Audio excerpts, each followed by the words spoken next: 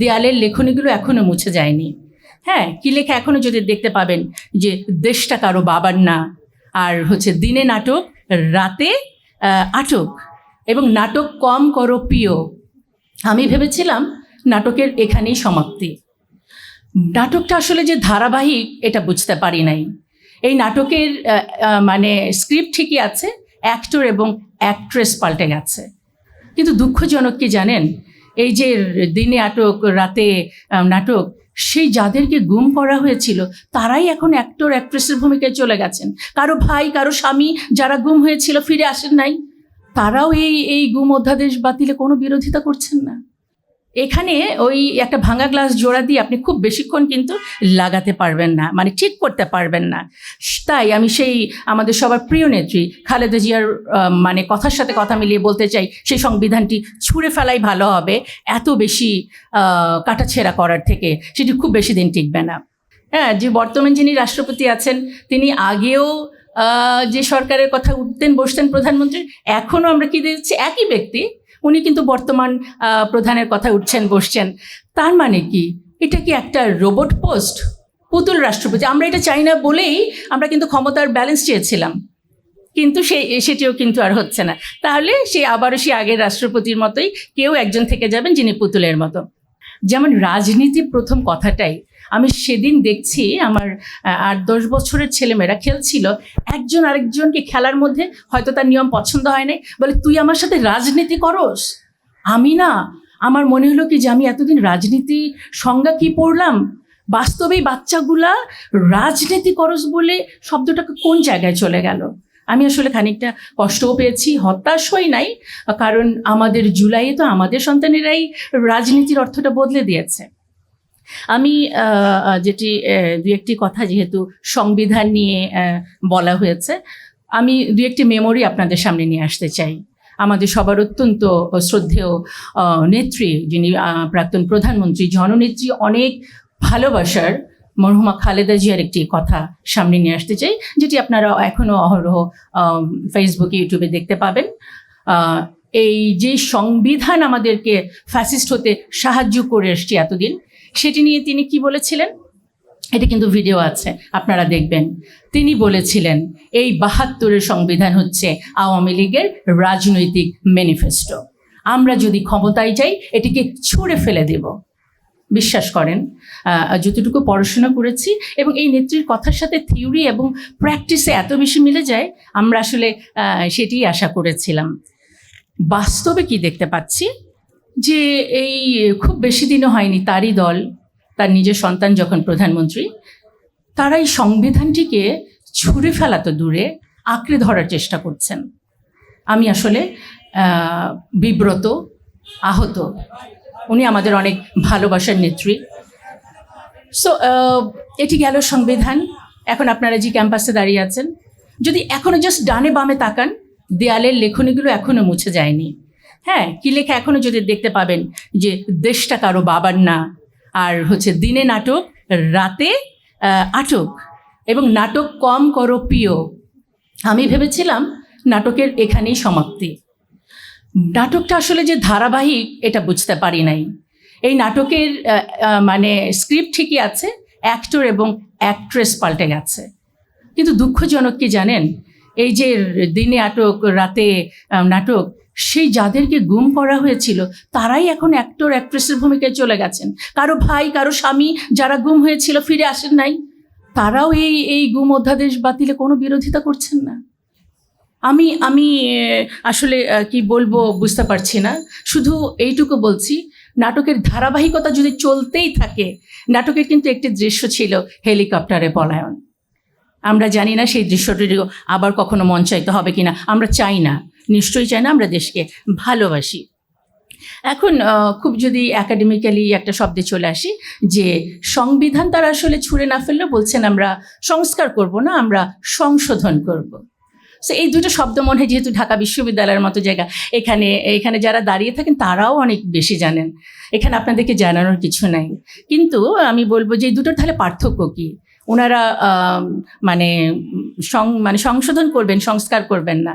আপনারা যদি বাংলা একাডেমির এই যে অভিধানটি আছে সেখানের আমি পৃষ্ঠা নাম্বারও বলে দিই, আপনারা দেখবেন 1270 এবং 71। সংশোধন মানে হচ্ছে ভুল ত্রুটি দূর করা এবং কু অভ্যাস দূর করা, মানে যেটার মধ্যে অলরেডি ভুল ত্রুটি ছিল এবং কু অভ্যাস ছিল।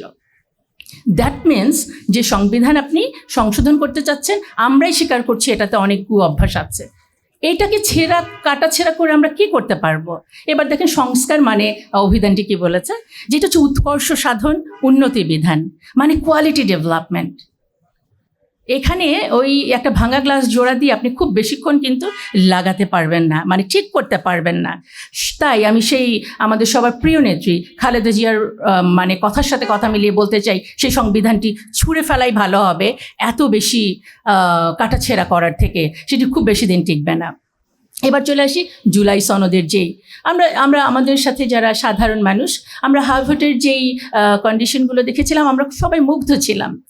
এবং আমাদের যিনি বর্তমান প্রধানমন্ত্রী, তিনি যেদিন হার্ভার্ডের পক্ষে প্রচারণা করলেন, আমাদের শক্তি আবারও দ্বিগুণ বেড়ে গেল। আমরা সম্মিলিত নারী প্রয়াস থেকে এবং আমি ব্যক্তিগতভাবে হার্ভার্ডের পক্ষে অনেক প্রচারণা চালিয়েছি।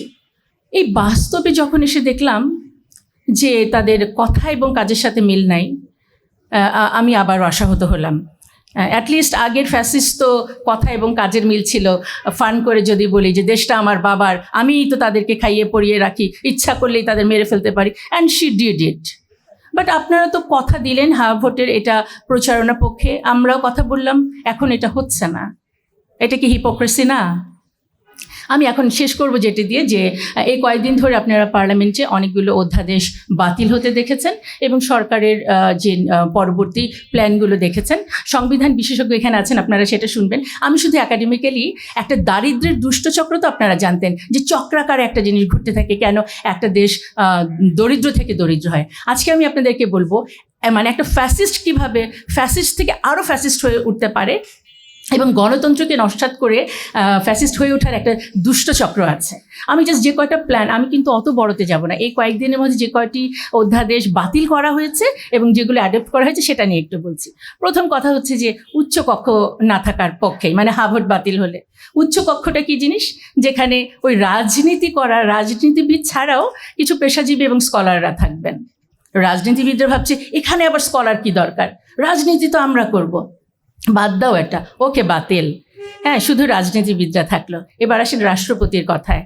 হ্যাঁ, যে বর্তমান যিনি রাষ্ট্রপতি আছেন, তিনি আগেও যে সরকারের কথা উঠতেন বসতেন প্রধানমন্ত্রীর, এখনও আমরা কি দেখছি একই ব্যক্তি, উনি কিন্তু বর্তমান প্রধানের কথা উঠছেন বসছেন।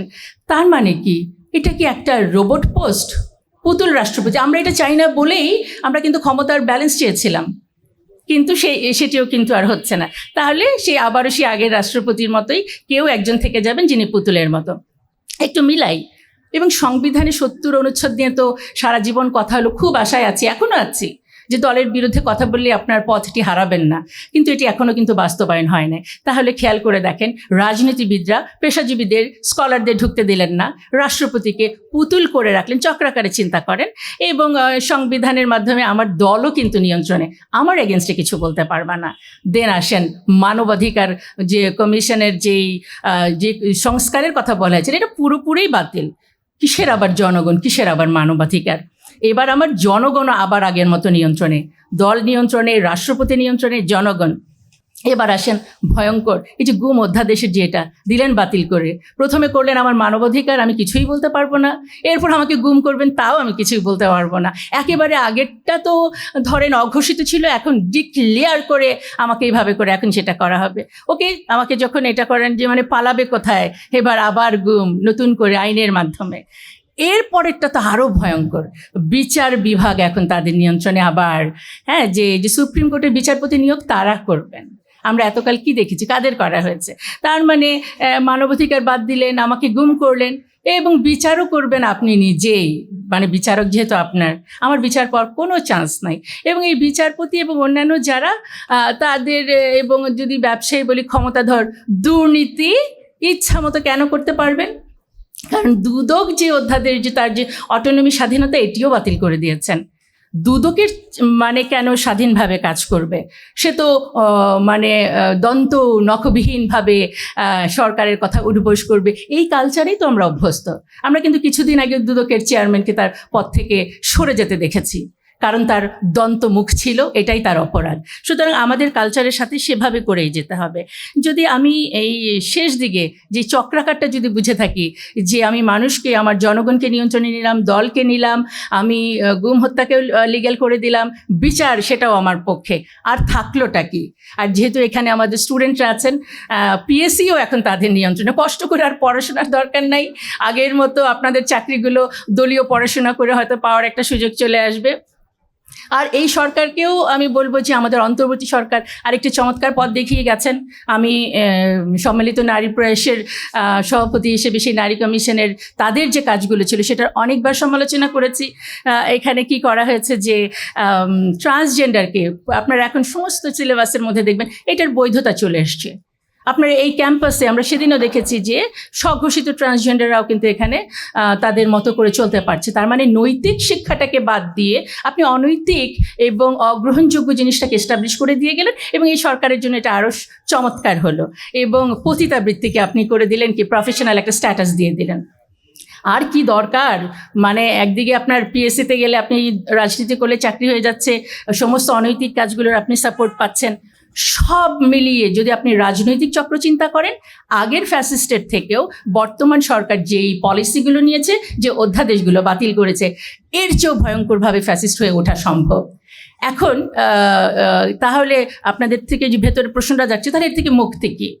আমাদের কি কোনো মুক্তি নাই? মুক্তি ছিল, জুলাইতে কিন্তু আমরা এক হয়েছিলাম। কিন্তু জানেন, ফ্যাসিস্টরা যেই থিওরির বলে টিকে থাকে, আপনার এখানে আমাদের আমরা নিশ্চয়ই শুনবো, আমাদের রাষ্ট্রনীতির যে থিওরি থাকে, একটা বলে ডিভাইড অ্যান্ড রুল, যে জনগণকে এবং দলকে ডিভাইড করে দিতে হবে, তাহলে তারা ঐক্য হতে পারবে না।